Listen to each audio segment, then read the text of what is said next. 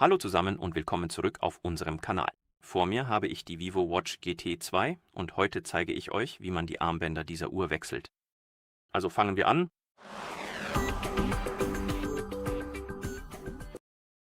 Wenn ihr also die Armbänder eurer Uhr wechseln wollt, müsst ihr sie zuerst umdrehen und auf die Rückseite der Uhr schauen.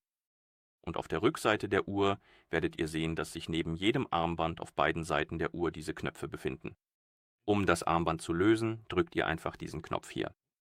Sobald ihr ihn hineindrückt, könnt ihr das Armband einfach herausziehen. Es ist ziemlich einfach und unkompliziert, so wie hier. Und hier haben wir unsere Armbänder und unsere Uhr.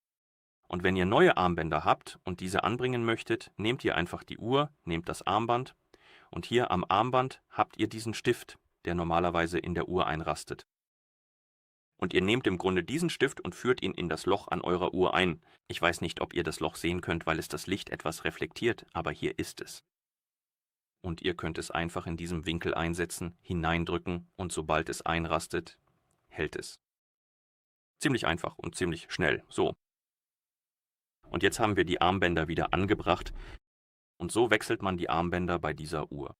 Wenn ihr dieses Video hilfreich fandet und in Zukunft keine weiteren Tipps mehr verpassen möchtet, abonniert doch bitte unseren Kanal und aktiviert die Glocke. Hinterlasst außerdem gerne ein Like für das Video, wenn es euch gefallen hat. Das hilft uns wirklich sehr weiter. Vielen herzlichen Dank fürs Zuschauen und wir hoffen, euch bald wieder bei uns begrüßen zu dürfen. Bis zum nächsten Mal.